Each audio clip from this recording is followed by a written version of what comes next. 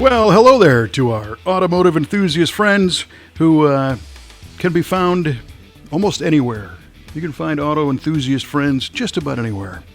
And one or two of them, including you, have hit the magic play button on yet another ebullient episode of V8 Radio, Kevin. ebullient. Yes, ebullient. So like we got Ebola or something? Well, this is a little bit better than that. But, I hope it's a lot better than that. ebullient being cheerful and full of energy. Oh, right on. Quite the opposite of Ebola. Yes, you're right. It's not cheerful if you get the Ebola. Yeah. All right, I'll do that. Ebullient. My name's Kevin Ostie, and I'm joined, as always, by our esteemed co-host, Mr. Mike Q-Ball Clark. What's going on, my man? Oh, all kinds of stuff. Mm-hmm. But you knew that. Yeah, I did. Yeah. We're going to dive right into a long-standing tradition here on the V8 Radio Podcast.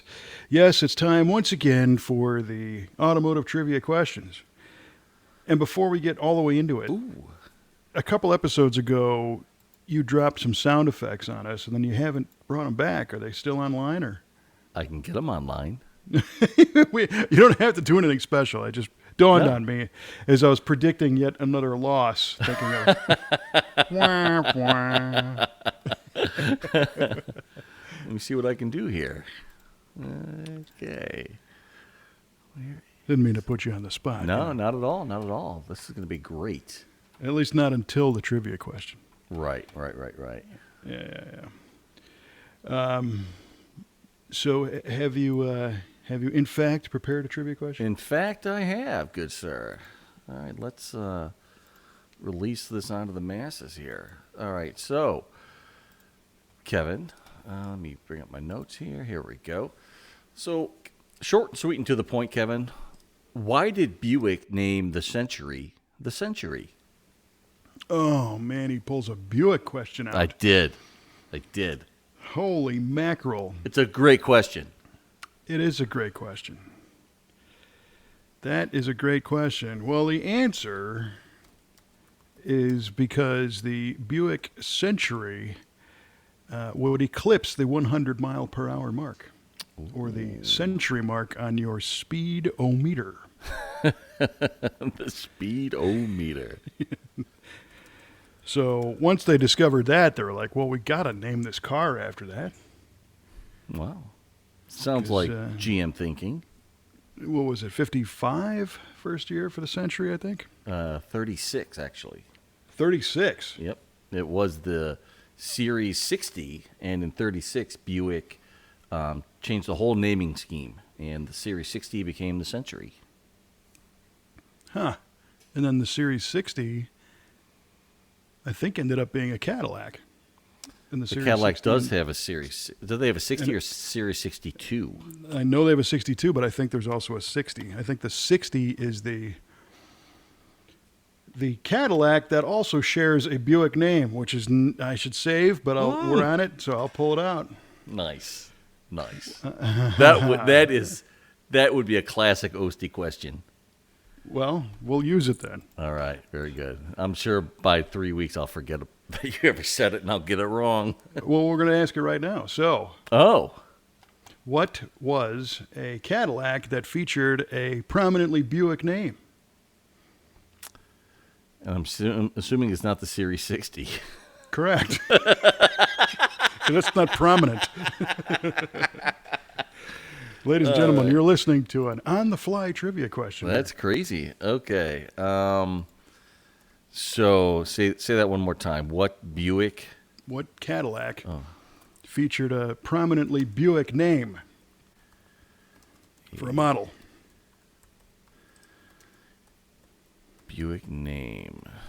All right. Let me see here. Oh, boy. Let me think. And I'm running through Buick names in my mind here. Oh, Michael. And because this is spur of the moment, I relying completely on memory, so I didn't do any research on this, obviously, because this just dropped right now. You're experiencing this as it's happening. We're like live podcasting now. This is great. We're live casting. We're live podding. Live podding. You know, people today don't even know why it's called a podcast. That's another fun one. That is crazy. It's because of the iPod. Yeah, I don't think you can even buy an iPod anymore. No, I don't think so. You know You who used to my be able to have an iPod Touch, which did everything that your iPhone did except be a phone. right, and now it's like, why even bother? Yeah, exactly. Yeah. You know, my first introduction to podcasting. Was the VA radio podcast that I co-host with you? No, that's the rest of the universe. Was introduced 6 years ago, just about. But even long before that, our friend Mr. Steve Dahl in Chicago on the radio Oh, no kidding. talked about podcasting in 1997, six Wow. or seven. Yeah, you believe that? And he's like, yeah, and then you record something and you cast it out to the iPods, and they call it podcasting. Huh. Interesting. Man, there's just so much knowledge in this show. There really It's is. ebullient. It is. You said a mouthful, buddy. It sure did. All right, have you had enough time to hem and haw? Well, yeah, I appreciate that. I appreciate that. That's nice of you. You are a great time filler. What caddy featured a prominently Buick name? Oh, good Lord. Or we could do yet another V8 radio innovation and say, you have the option to answer that one, Ooh. or the one that I had previously prepared. Well, I know I'm going to get Behind this one door wrong. number 2, Monty. So I know I'm going to get this one wrong. So let's go for door number 2 this time. All right. So then I can release the answer to number Yes. 1. Yes, you may. It was the Park Avenue. Buick Park Avenue. Was it- Cadillac had a Park Avenue, yeah. They did? Yeah. I Yeah, did in the not know 60s. that. Yeah, it was the short, it was the standard, full-size Cadillac, like sedan DeVille, but there was a shortened trunk version known as the Park Ave. I'll be darned. All right. Before, Great question. I think before Buick used the Park Avenue, actually. Ooh. All right, I'll X that one out. Next. Next on the docket. What is the most powerful production 4-cylinder engine Ooh. in a car? Not like in a Yeah. steamboat or something. What is the most powerful production 4-cylinder engine? Okay. Bonus points for the numbers. Oh, wow. Okay. Well, I'm going to assume it's something forced induction, and you didn't say most powerful American 4-cylinder, so I have the whole world to think about now. In his hands. Yep. I have the Germany is coming into mind. They did a lot of work with a lot of 4-cylinders. The 1.8T was super popular in a lot of their models. 2.0T. But GM did too with some of the EcoBoost engines. Oh. Just GM? No, Ford as well, I believe. Ford had the S, what you call it, the Focus RS. Had a pretty powerful 4-cylinder in it. But I'm gonna say it's the Honda Civic. What is it? What's the race version model trim these days? There's like the Type R. Yeah, the Type R. I'm going to say that they're 4-cylinder, and I believe it's about 335 horsepower. Wow. This man takes a right at Germany and lands in Japan. Lands in Japan. With the Honda Civic 335 horse estimated Type R. All right. Great guess. Thank you. Really good question.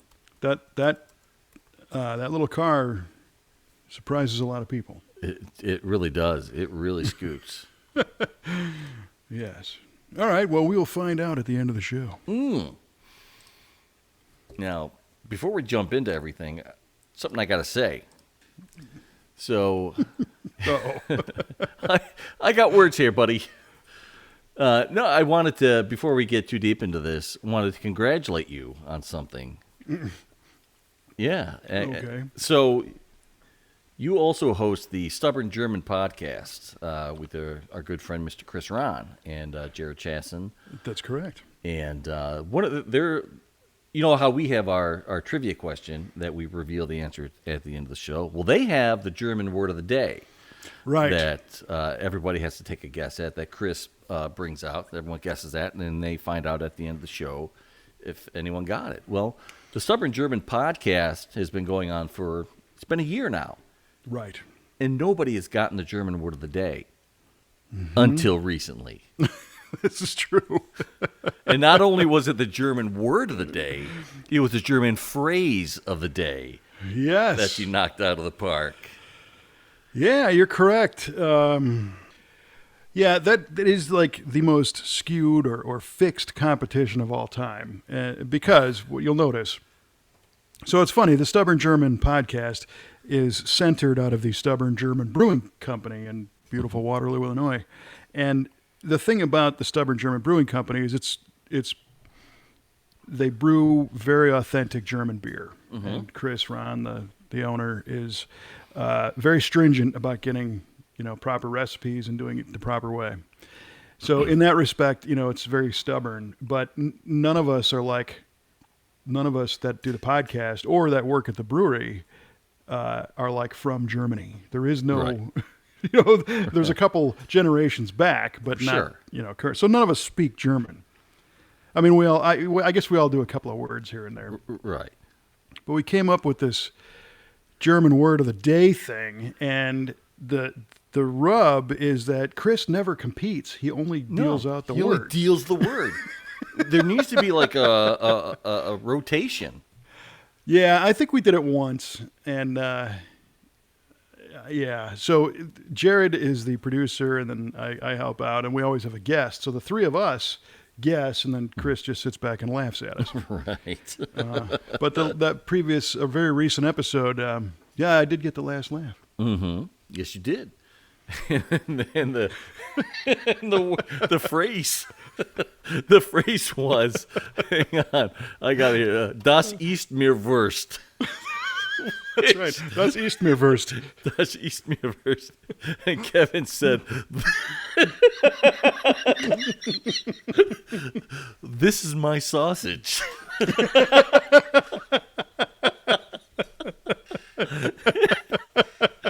And somehow that was the correct phrase. Das ist mir Wurst. This is my sausage. This is my sausage. I mean, come on. It was obvious to me. It was clear as a bell. I don't know how everybody didn't get that. And that really wasn't the actual translation, but it was close enough to where we... It was close enough, yeah. Kind of like some of our trivia questions are close enough. All right, I'll give it to you. Right, exactly. Yeah, that was great. And it was kind of funny because that particular episode was recorded at a local guy's house. He's got a basement with this unbelievable bourbon collection, so things got a little bit silly on that episode. Yeah, they did. And you posted or Jared, I think, posted a couple of pictures of that basement. Yeah. And I showed my boss, who's a big whiskey drinker, and he knows a lot about it, and he goes out of his way to find good stuff. And I said, hey, check this out. And he's like zooming in. He's like, holy cow, he's got a Blanton's, and holy cow, he's got this, and he's got that. This is great. Oh, yeah. Well, this dude, this local guy, he was an engineer, and he retired and just kind of needed something to do. So he started accumulating whiskey and bourbon bottles. Ended up, I think he's got over 275 or so. Yeah, that's at his bar now, and it's huge. It is, and it was a little intimidating because when you think somebody's going to be that deep of a collector, just like with cars, if you've got a whole bunch of cars, you know a lot about cars. Right.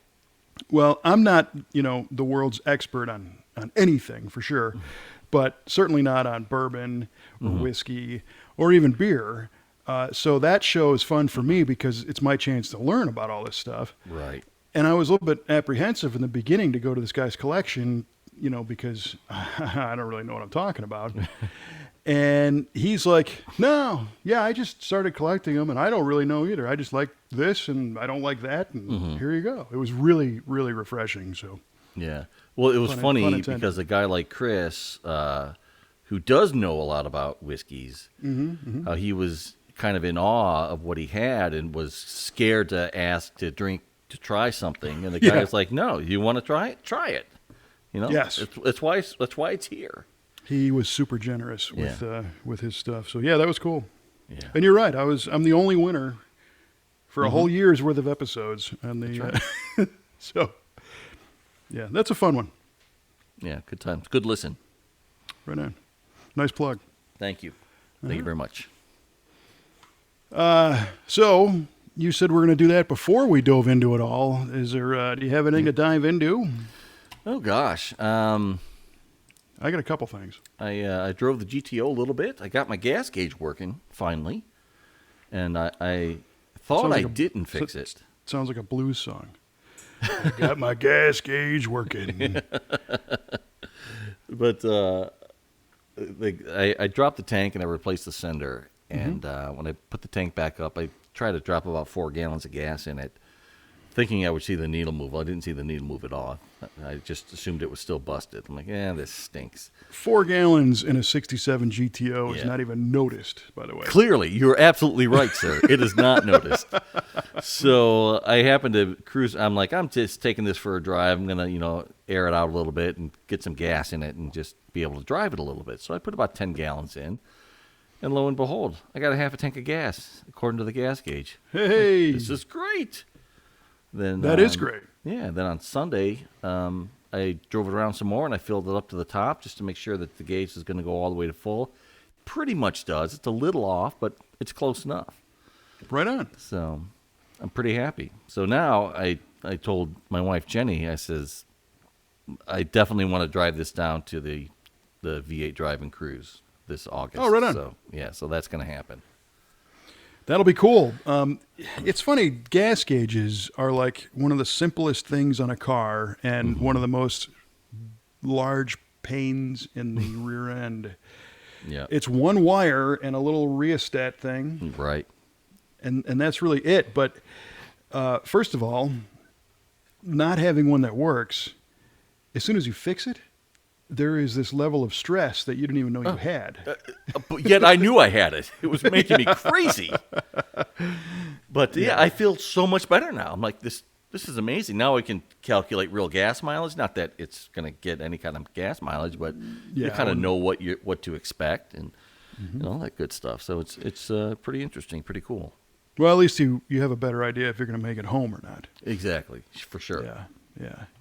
The other thing that's crazy about those things is, like you said, it might not go all the way to the top or whatever, but it's a purely analog thing Yep. that has a non-linear travel. Right. Because the top half of the tank takes forever, and then all of a sudden it's like 3 blocks and you're empty. There it goes.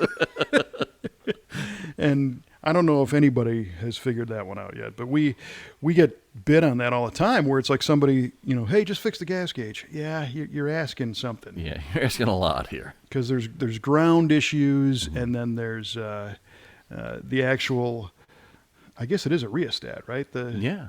It's a variable resistor. Yep. You have that, and those can be iffy. They can work and not.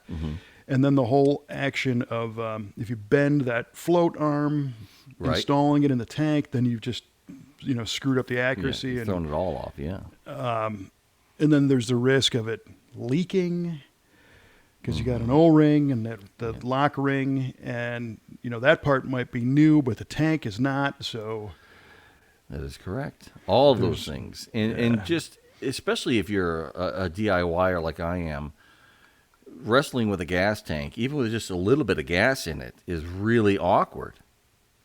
oh yeah, it sucks. Yeah, it's not fun. I actually had to call my wife out. I had to call Jenny out. And I'm like, okay, I need you to work the jack here, and I need you to pump it up until I tell you to stop. And then just don't do anything. And I got a strap up there. I'm like, okay, now you can go. Now everything is fine. Yeah. So that's really great that worked. Yeah, I'm pretty happy about it. So Well, good. Our drive-in cruise is still a few months away, and we've been running a poll online to choose the movie. yes, you have And you want to take a guess on what's the front runner? Two-lane blacktop. Two-Lane Blacktop is not. Ooh, It's actually Dazed and Confused. really? It's out by a strong margin. No kidding. Yeah, which, it's a car film to a degree. Yeah. It's, somebody was asking me about Dazed and Confused the other day, like, what the heck is this film? And you know how in the 70s, American Graffiti was about growing up in the late 50s, early 60s. Dazed and Confused was made in 1990, 91, and it's about growing up in the 70s. So you Correct. just shifted that time up a little bit, Yeah. but kind of the similar antics and Right. whatnot. Yeah. There's some cool cars in there. There's like that cool, was it the 70 Chevelle? Melba Toast? There's 70 Chevelle. And doesn't the whole thing start off with a GTO? Yeah, I there's think the opening scene's got a Orbit 68 or Orange. something? I think it's an Orbit Orange 70 GTO. 70, yeah. Yeah. But I think one of the interior scenes is actually a 69. Ah, well, then we can't show it. Yeah, I mean, what a fraud. There's a lot of people who really say that that's like a dynamite film, like a really good film. It's not a bad movie. It's not a bad movie, but I think Tarantino said it's like his favorite ever. Really? Yeah, I mean, a lot of people that, I don't know, it's up to you if you think Tarantino knows anything about anything, but he makes good movies, I like. Yeah. And, Same. that was interesting. So anyway, that's number one. Two-Lane Blacktop is up there with him.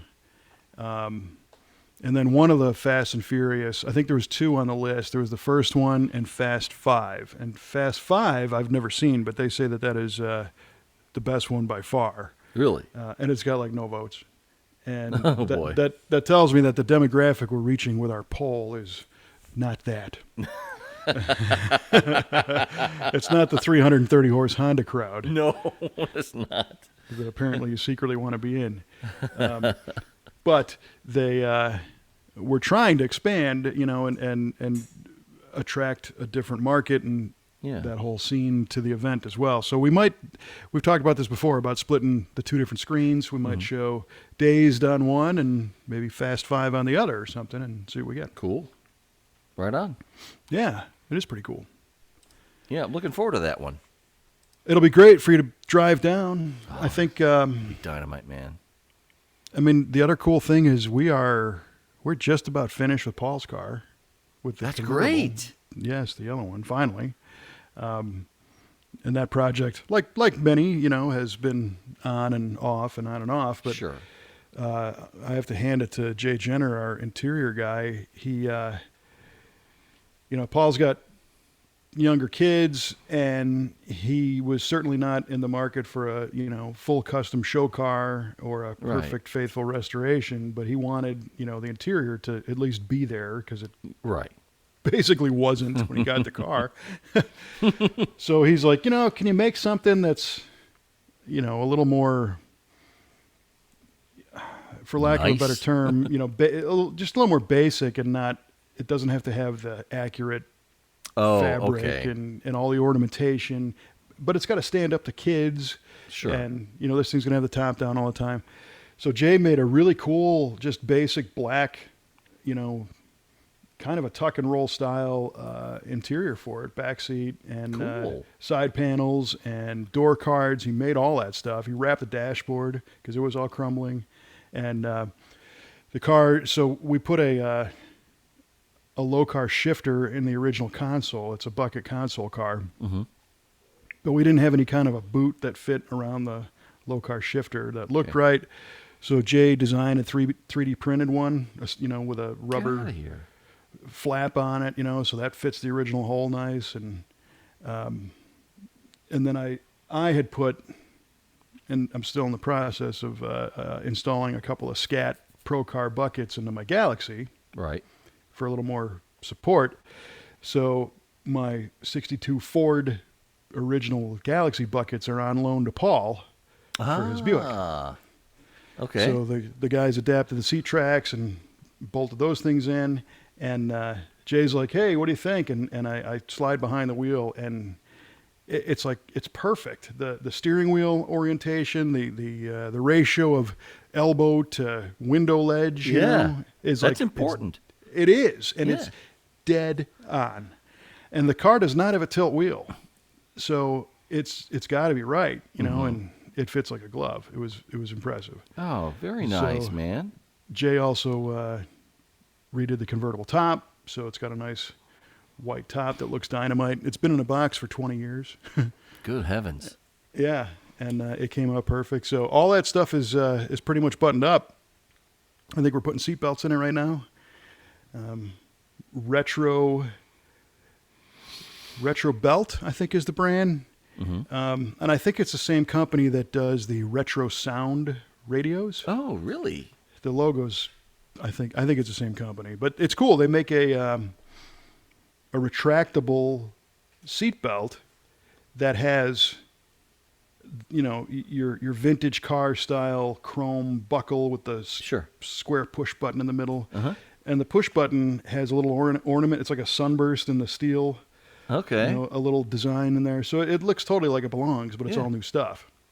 That's killer, man. And he put seatbelts in for the back for the kids For and the the whole kids, thing. yeah. So I mean, there's a strong chance that that'll be at the drive-in too, and so will the Galaxy. So the prediction we made, 4 years ago, whatever it was, might actually come true this year. Right on. Oh, that's exciting. It is exciting. I can't wait. Oh, the Buick's got to be there. Yeah. It'll be killer. Yeah, man. Well done. Yeah. Good job, Jay Jenner. Yeah, no, he's doing, and it's interesting because Joe Dom, our customer relations guy, has coined a term that he's using when he's talking to customers, and he says at the V8 Speed and Resto shop, we don't build a standard car, but we build every car to our standard. Ooh, I like that. I do too. That should be a T-shirt or something, a bumper sticker.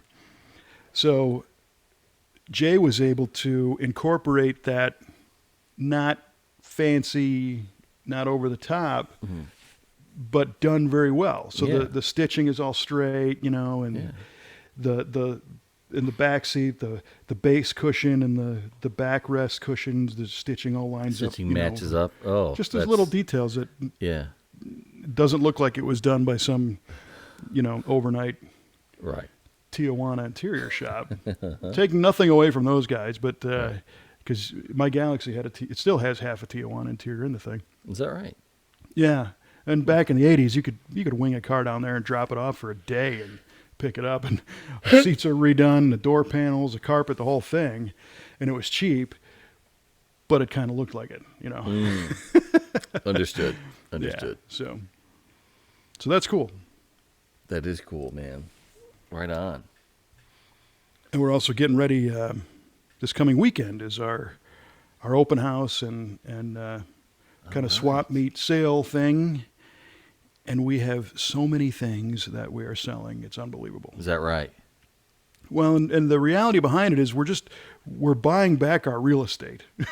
Oh, 'Cause we've okay. been- Makes sense. We've been storing so many parts that came off cars that, and it happened again today. We're doing this Corvette for a guy, and in the beginning, he's like, yeah, I want, every part you take off this car, I want back.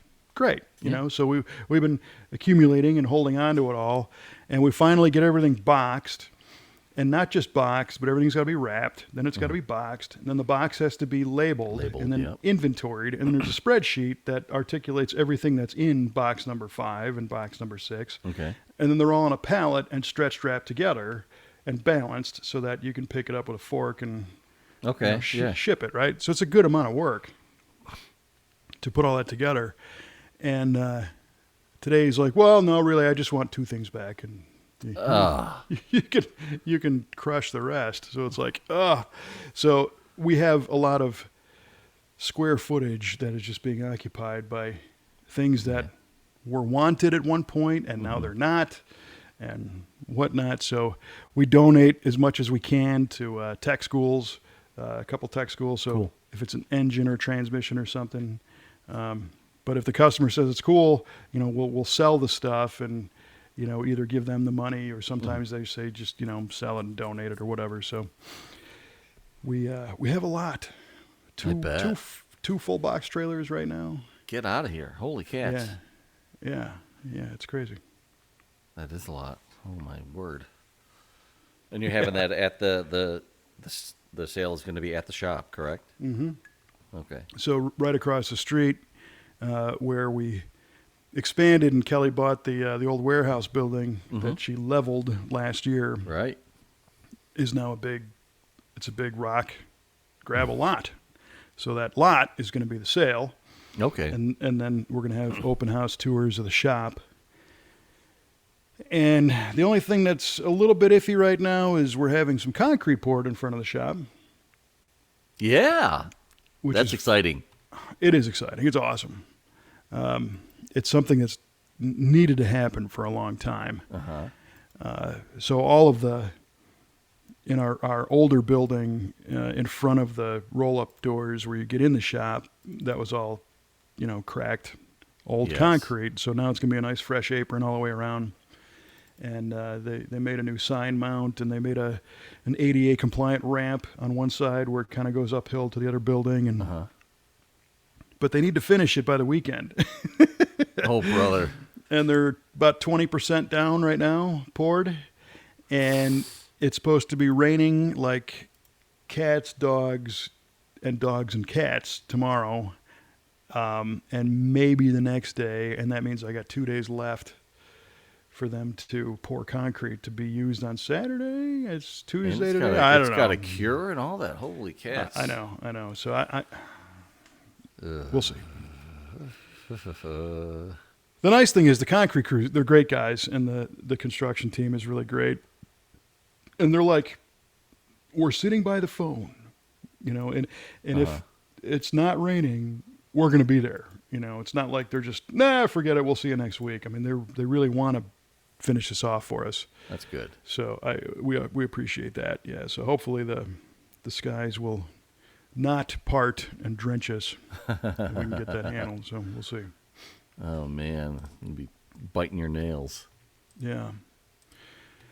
So the last episode we chatted a little bit about the SEMA thing, right? And how they were dispelling some myths and rumors as they advocate for us car enthusiasts and whatnot. Yes. And like the next day, I got an email about a new thing called SEMA Fact versus Fiction. Ooh. And it's put on by the SEMA Action Network. The website is SEMASAN.com/fact vs fiction with a dash between.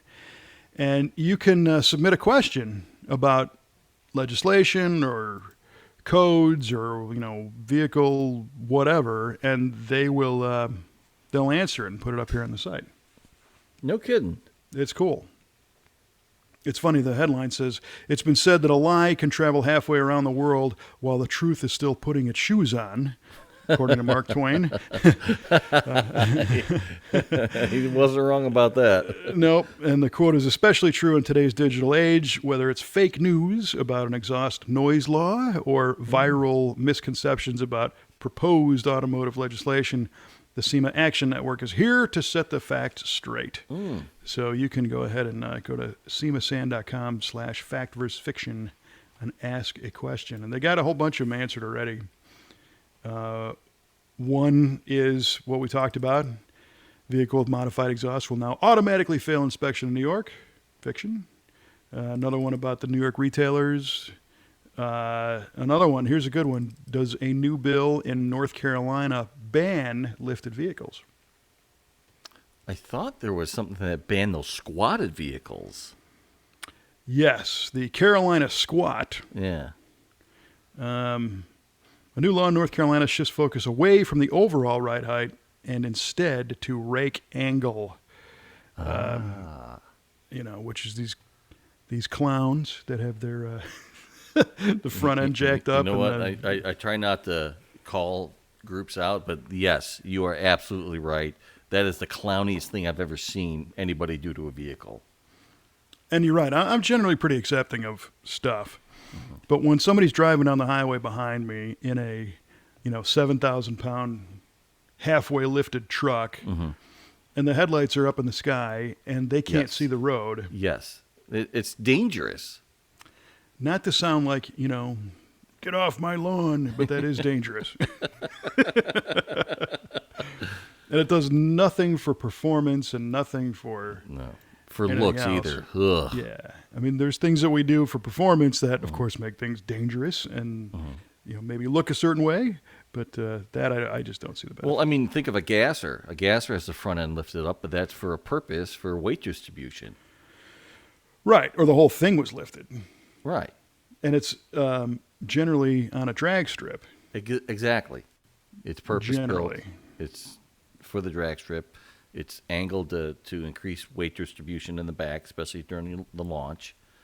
And but you wouldn't want to drive that on the street. It would be ridiculous. Although there are guys who've done that on Power Tour. You're right. I have seen that. And Which is cool. And it scratched my head a little bit, but, Yeah, I love that they can do it. Mm-hmm. But in this case, the Carolina squad thing, not quite sure. Yeah.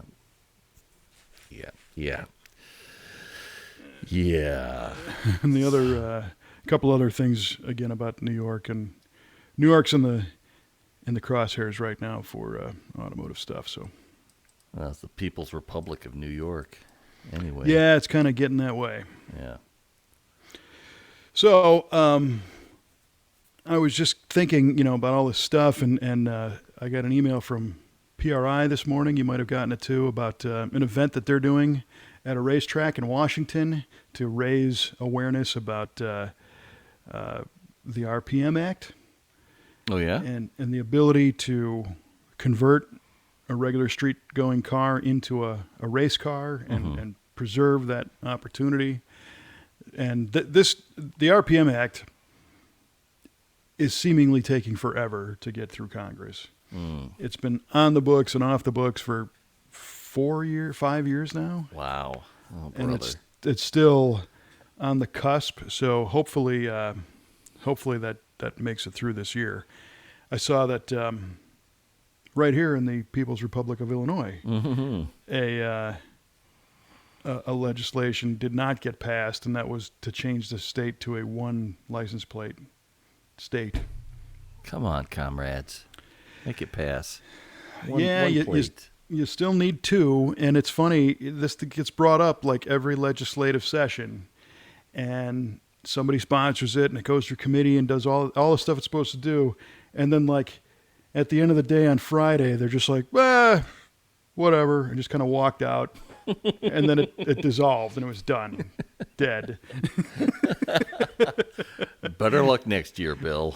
Yeah, good luck with that. Yeah, you are not going to be a law today. No.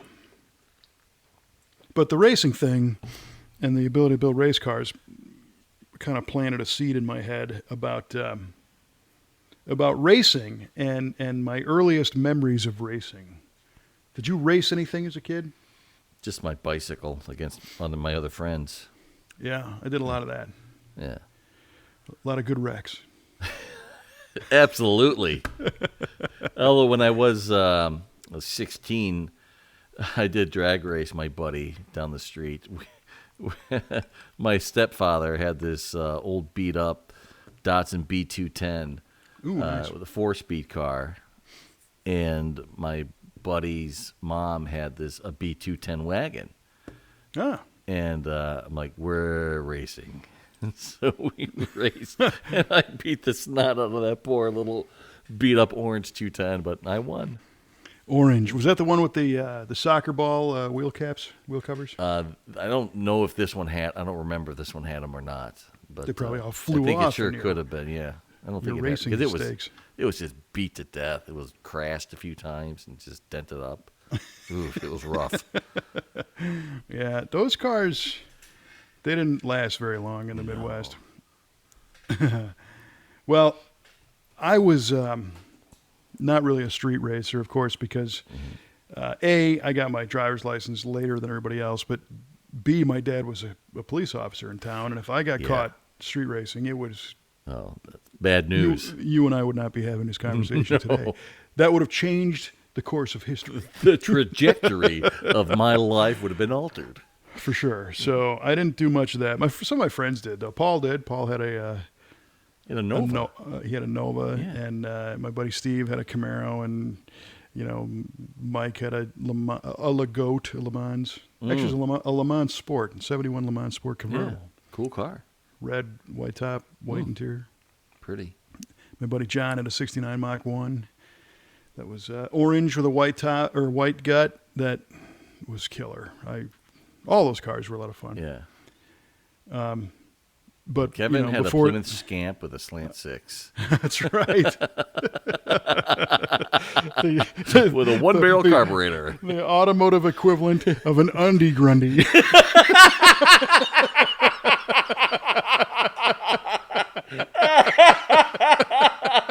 No. Oh, come on. Come on.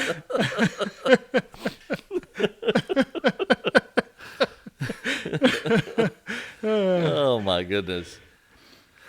That car was so slow. Well, I know it. I had the Duster. Yeah. Did yours stall out on left turns and starve itself? No, but the rear end would lock up sometimes on left turns. And I had to stop. I had to put it in reverse, back up, put it back in drive, and keep going.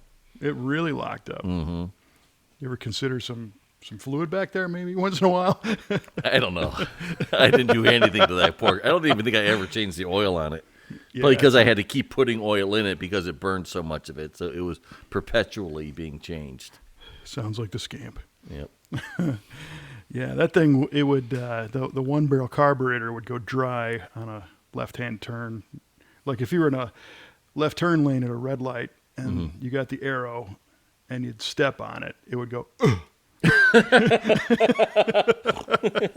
And then you'd be halfway through the intersection, all the horns around you, honking at full song, and then you're trying to start the damn thing and it's vapor locking and gear reduction starter. Oh man.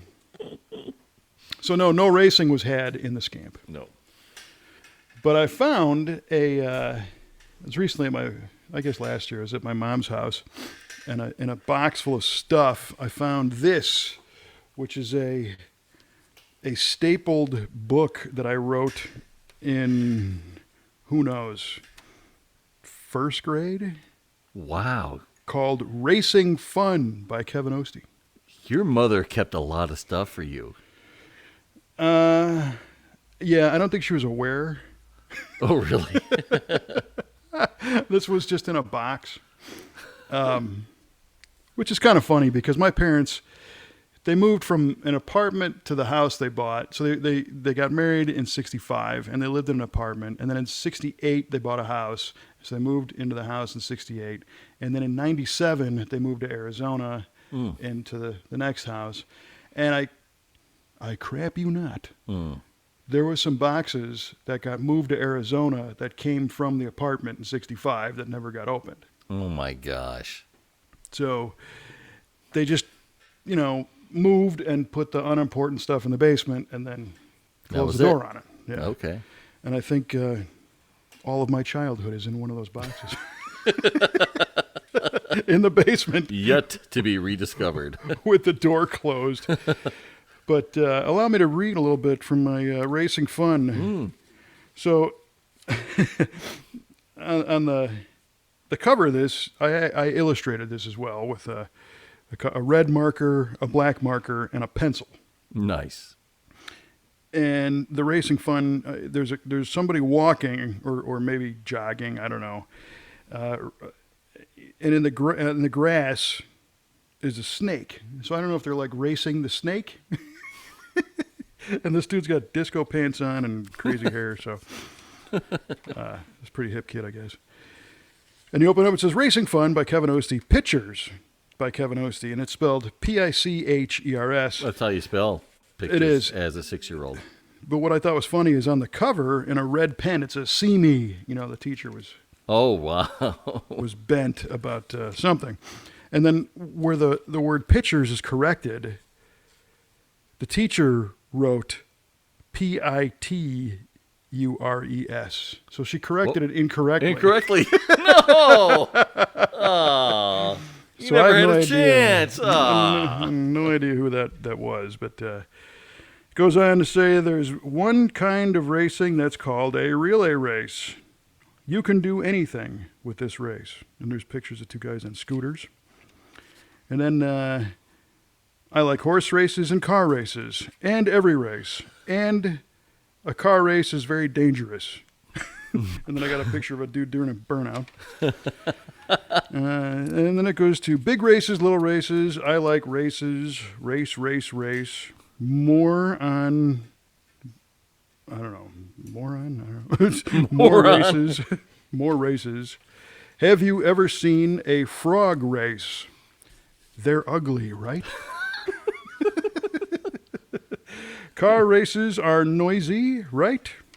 What kind of racing do you like? How many races have you seen? I've seen 1,124,000. Oh. Apparently, Wow. so as a kid, I was involved in racing. Racing takes a lot of work. The end. And of course, the last page says goodbye. Kevin Ostie, please see me. Right. Yeah, exactly.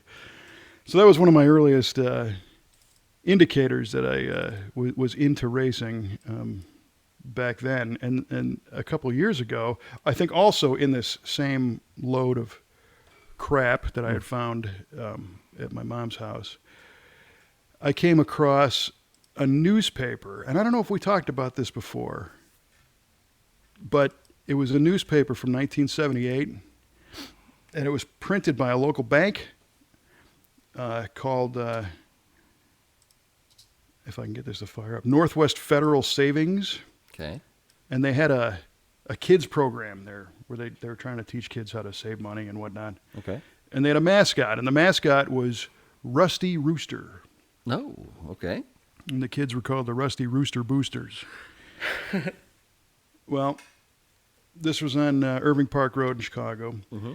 And my aunt apparently banked there, my Aunt Jean, who was the same one who got me my first Hot Rod magazine. Right on, Aunt Jean.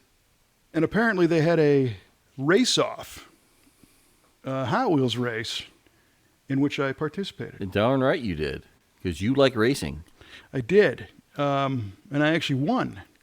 Hey, right on. So here in this paper is a picture of, me in 78. And it says, the thrills of the raceway came to Northwest Federal on Saturday, February 4th, with the running of Rusty's Race-Offs. Nearly 100 participants entered. Wow. Over 350 cars in the race. When the dust settled and the excitement died down, at the end of the afternoon, 5 cars went into the final heats. First place was captured by Jeff Macaluso, who took home a Rusty Rooster jacket. You need to remember that name. Next up was Scott Lau, a sophomore from Luther North, so a high school kid. Uh-huh. And then third was Kevin Ostie, a kindergartner at Washington School. Nice. And fourth place was Susan Wenzel, a third grader. And fifth was John Jensen, a fourth grader. And we all won sweatshirts. And I remember we got like so much Northwest Federal Rusty Rooster swag. It was ridiculous. Right on. Sweatshirts and beach balls and hats and all kinds of STP stuff. I'm sitting here in this picture with an STP hat on. Nice. So a couple of years ago, I find this thing, and I'm looking at the names, and one of these guys is named Lau, right? Scott Lau. Yeah. And I looked him up on Facebook, Oh, yeah? and now we're Facebook friends. Get out of here. So I scanned the picture and sent it to him, and I'm like, you have no idea who I am, but I Check beat this your out. ass. Beat your ass, boy. I still remember the car. It was like a 72 Ford Torino Hot Wheels car, NASCAR thing. Cool. That was the winner. You must have blew his mind when you sent him that. Well, maybe. So for whatever reason, I was thinking about this today, and I found this picture again and kind of dug it up, and I was reading this, and I tried really hard to verify this before we got started tonight, and I don't have an answer yet. So you'll have to tune in next time to find out if this is truly the circle of life. We'll find out. Okay. But so a couple weeks ago, or a couple episodes ago, we talked about the High Octane app on Amazon and Oh, Apple right. TV and Roku. Yes. And High Octane is now another online home for V8 TV and for Muscle Car of the Week. Yes. You can download that app and check it out, right? Well, the guy that, one of the guys behind High Octane is a guy named Jeff Macaluso, who won this race. No. Yeah, I couldn't believe it. I'm like, you are kidding me. So I don't know if it's the same guy. How many Jeff Macalusos are there? One. There's one. And you found him again. It could be. So I texted him tonight, and I'm like, oh, my God, you got to let me know if you ever lived in Chicago, because our paths Have crossed. have crossed, in a Hot Wheels race. And he was the kid from Luther North? He was from Chopin Park, actually. Chopin Park. Okay. Yeah. I wonder if he still has his Rusty Rooster jacket. I would die if he did. And if he Yeah. had his car like in a showcase that he won. I still have the car. Do you really? Yes, I do. Yeah. Wow. The car came in a set called the Hot Wheels Thundershift 500. Oh, nice. Oh, it was wicked cool. So it was like an oval track that had two molded plastic high bank turns, like a NASCAR. Yeah. And then it had these shifter things with like pushers, like Oh, gate. like wheels that would accelerate the cars when they go through them? It wasn't wheels, it was like a hockey stick. Oh, nice. Right? So as the car went by, you'd pull a shifter back and it would fling the hockey stick, which pushed your car around the track. Okay. And it was a NASCAR type theme track, the Thundershift Nice. 500, of course, Yeah. And one of the cars was that Torino that won this event. Shut Third your place. mouth. Come on. It was right over there in a box on my shelf. That is so great, man. I don't have anything from when I was a kid anymore. Anything. My mom says, nope, this is all going. Nope, nope, nope. Yeah, I kind of think that if they knew what was in the stuff, it'd be gone. And like when I moved out of my parents' house, I took a whole bunch of junk with me because my dad's like, you got to get rid of this stuff. Yeah. So I was able to pack some things away here and there, and I certainly don't have everything, but a few Hot Wheels cars and a few papers and photos and stuff. But Yeah.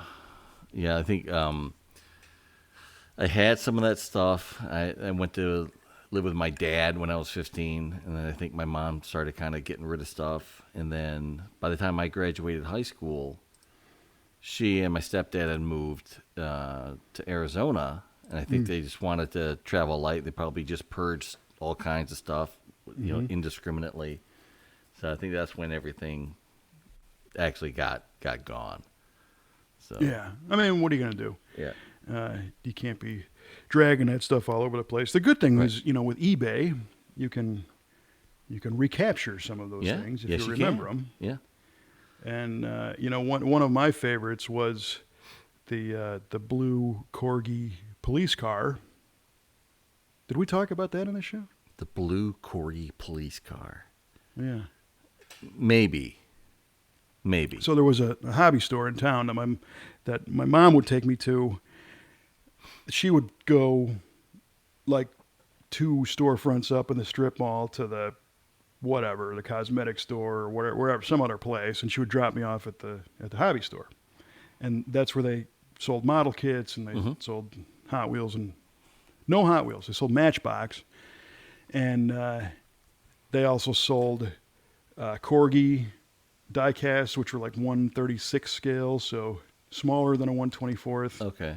Not like the 1/18ths of today, the bigger ones. Right.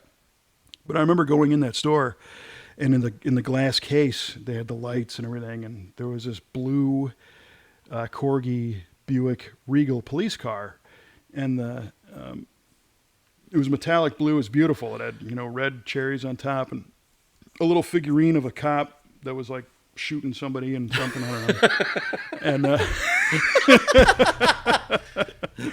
Freeze! Boom! Yeah, and I thought it was really cool. The color was awesome. It looked really nice. And, my dad was a cop, so I had this thing for cop cars and all that. And she kind of strung me along. She's like, yeah, there's no way you're getting that. It was like, the way it was displayed was like too nice for kids. It was just like Okay. So at some point I got it. I don't know if it was a birthday present or something. I think they sandbagged me and surprised me with it. Oh, okay. It was one of my favorite toys of all time, and I beat the crap out of that thing. Everything broke. The rollers were gone, the wheels and everything else. Right.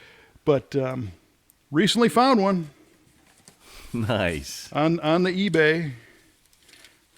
For like There it is. there it is. Blue Yeah. Corgi police car. You can see that it's Yeah. like a '76 Regal. Yeah. It's like a nothing body style. Yeah, metallic blue. It's got the red cherries. Yeah, it's a Hubcaps. beautiful color. Yeah, caps and doors open.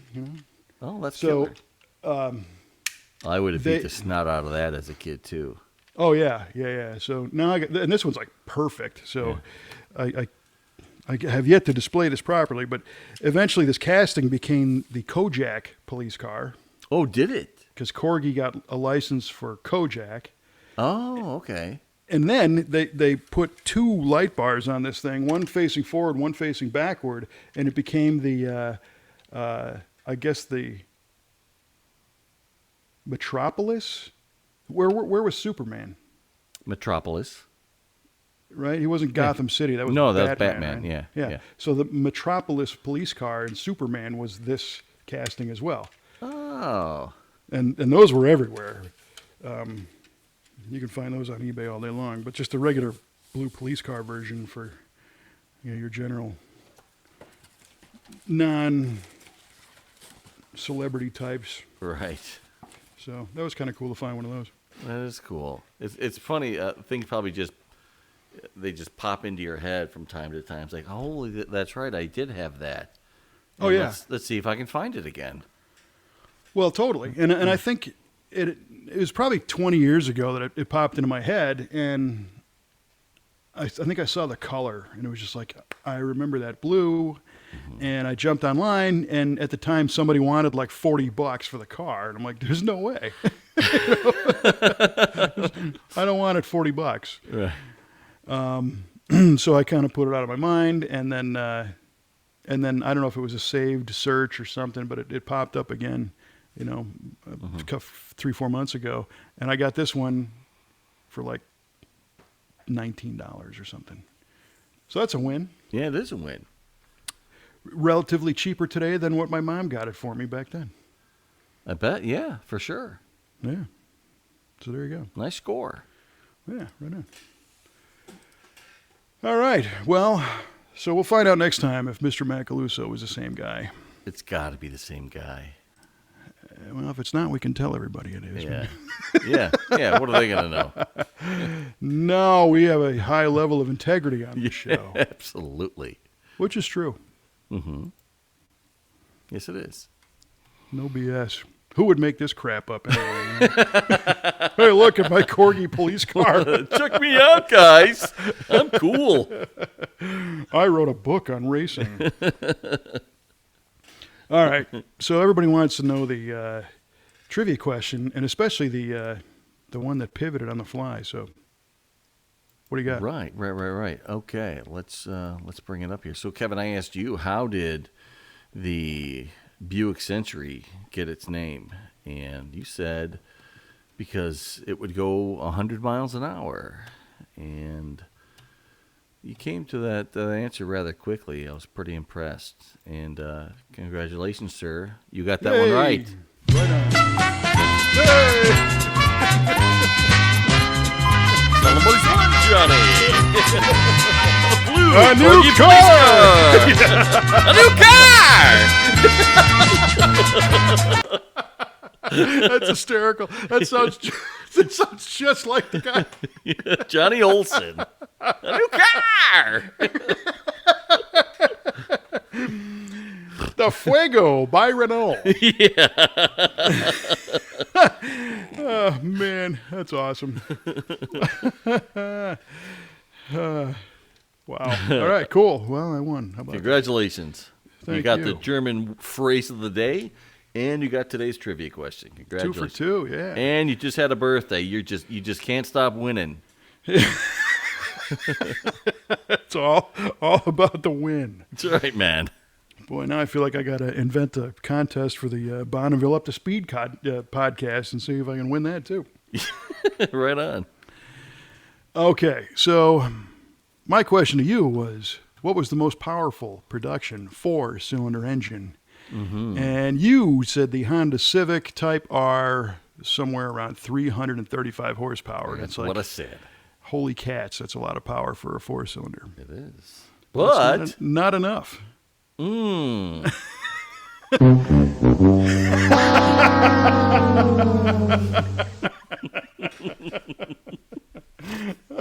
man.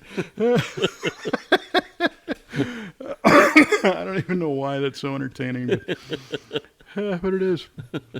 The correct answer is the Mercedes AMG CLA 45. come on. Which is dude. equipped with a 2-liter twin-turbo 4-cylinder, making 416 horsepower. God bless and America. 369 pound-feet of torque. This is my sausage.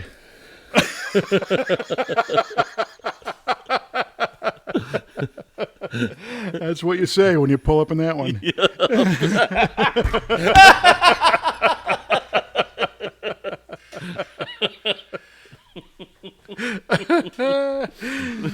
get out, you get out, and you give everybody a stern look, and then you play our loser music. You are losers. That's right. This is my sausage. This is my sausage. Listen to this.